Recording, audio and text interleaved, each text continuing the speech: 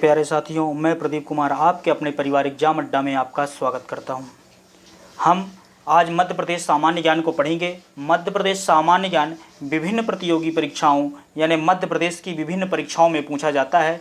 और जैसे अभी मध्य प्रदेश कांस्टेबल का एग्ज़ाम होने वाला है हाल ही में, तो इसमें 20 नंबर का जो है सामान्य ज्ञान रहता है, जिसमें 10 से 12 नंबर का सामान्य ज्ञान मध्य प्रदेश का पूछा जाता है और 8 से 10 नंबर आपका भारत का सामान्य ज्ञान पूछा जाता है। तो चलिए आज हम अपने महत्वपूर्ण प्रश्नों की सीरीज को शुरू करेंगे। उससे पहले एक चीज़ ये है कि ये प्रश्न वही प्रश्न है जो कि अभी तक व्यापम में पूछे जा चुके हैं। ऐसा एक भी प्रश्न नहीं है जो कि पूछा ना गया हो। तो ये सीरीज बहुत ही महत्वपूर्ण होने वाली है। हम अपने पहले प्रश्न को शुरू करते हैं। हमारा पहला प्रश्न है, जय विलास महल कहाँ स्थित है? पहला ऑप्शन जबलपुर, दूसरा इंदौर, तीसरा भोपाल, चौथा ग्वालियर। तो इसका सही आंसर हो जाएगा ग्वालियर। जय विलास महल ग्वालियर में स्थित है। इसकी स्थापना जो है जीवाजीराव सिंधिया ने 1809 में करवाई थी। कब करवाई थी, किसने करवाई थी, लिख लीजिएगा। जीवाजीराव ने करवाई थी। जीवाजीराव सिंधिया ने 1809 में इसकी स्थापना करवाई थी। तो कहाँ पे स्थित है, इसके अलावा ये दो चीज़ें जान लीजिएगा। जीवाजीराव सिंधिया ने इसकी स्थापना करवाई, ग्वालियर में स्थित है, 1809 में इसकी स्थापना हुई। चलिए अगले प्रश्न पे चलते हैं। हमारा अगला प्रश्न है, मध्य प्रदेश अन्य कितने राज्यों के साथ सीमा साझा करता है? तो मध्य प्रदेश के जो बॉर्डर्स हैं कितने राज्यों के साथ हैं? पहला ऑप्शन है 6, दूसरा 5, तीसरा 7 और चौथा 4। तो इसका सही आंसर हो जाएगा दोस्तों 5। मध्य प्रदेश अन्य 5 राज्यों के साथ अपनी सीमा को साझा करता है। ये उत्तर में उत्तर प्रदेश के साथ, आपका पूर्व में छत्तीसगढ़, दक्षिण में महाराष्ट्र के साथ करता है, उत्तर पश्चिम में राजस्थान और आपका जो है पश्चिम में गुजरात हो जाएगा। इसको इस तरह भी समझ सकते हैं, ऐसे बना लीजिए, उत्तर दक्षिण, इसको उत्तर से रिप्रेजेंट करते हैं, ये दक्षिण कहलाता है, ये पूर्व और ये पश्चिम। उत्तर में आपका किसके साथ सीमा साझा करता है? उत्तर प्रदेश के साथ। फिर दक्षिण में आ जाइए, तो दक्षिण में महाराष्ट्र के साथ। आप पूर्व में जाएंगे तो ये छत्तीसगढ़ के साथ सीमा साझा करता है, छत्तीसगढ़। पश्चिम में आपका गुजरात के साथ,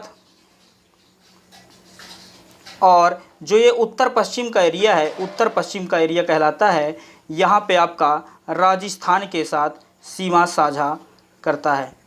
चलिए अगले प्रश्न पे चलते हैं। नौरता मध्य प्रदेश के किस क्षेत्र में अविवाहित लड़कियों द्वारा किए जाने वाला नृत्य है? पहला ऑप्शन है बुंदेलखंड, दूसरा चित्रकूट, तीसरा बघेलखंड और चौथा ऑप्शन है मालवा। तो दोस्तों इसका सही आंसर हो जाएगा बुंदेलखंड।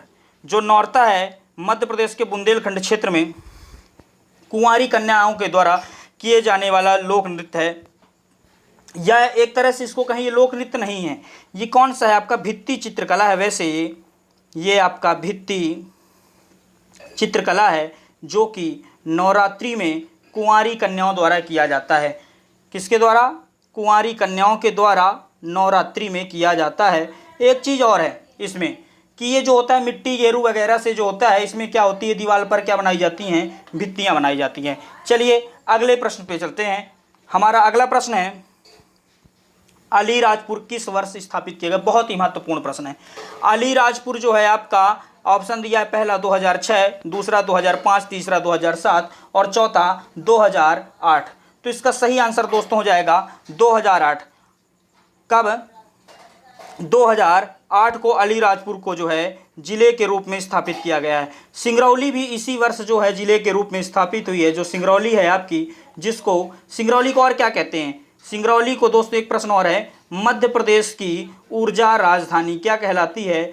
मध्य प्रदेश की ऊर्जा राजधानी।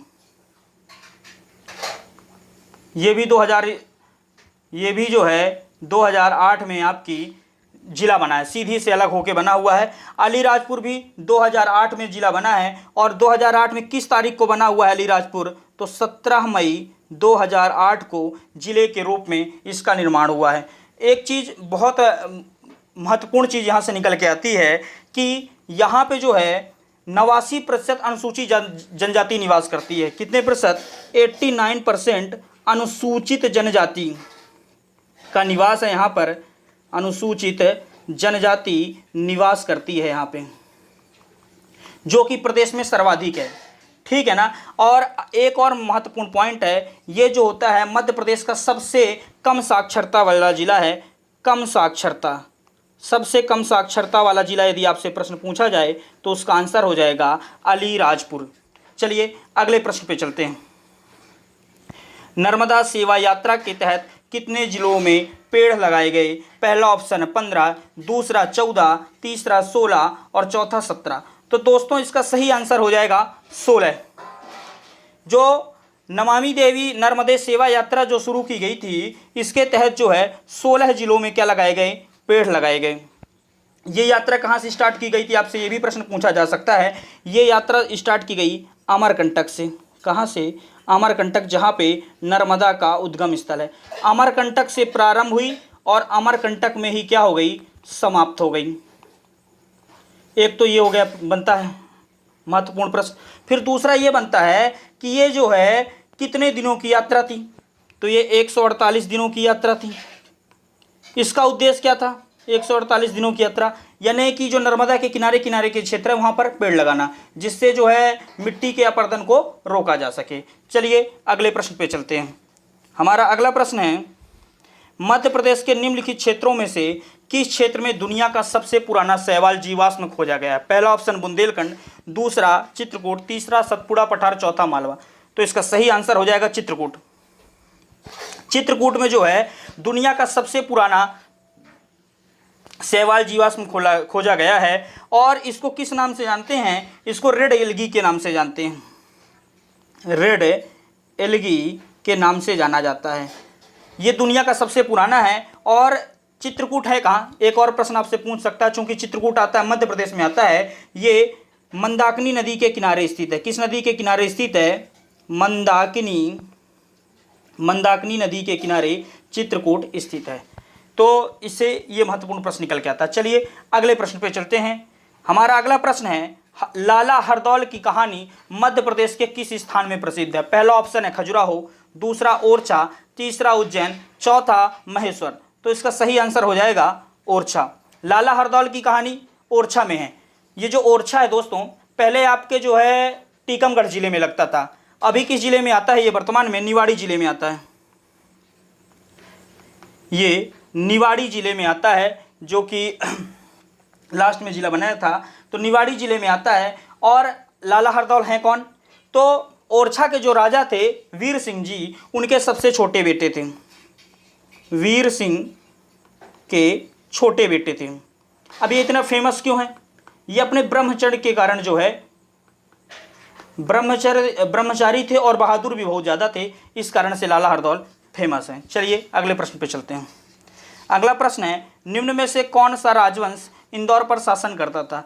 पहला ऑप्शन होलकर, दूसरा सिंधिया, तीसरा मराठा, चौथा मालवा। तो दोस्तों इसका सही आंसर हो जाएगा होलकर। होलकर राजवंश जो था आपका कहाँ पे शासन किया करता था? इंदौर पे शासन करता था।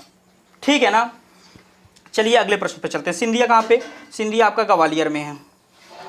सिंधिया आपका ग्वालियर में। चलिए अगले प्रश्न पे चलते हैं। हमारा अगला प्रश्न है, मध्य प्रदेश के प्रथम महाधिवक्ता कौन थे?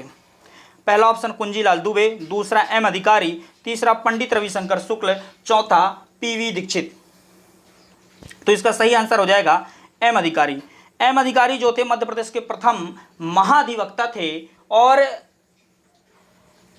जो पंडित रविशंकर शुक्ल कौन थे?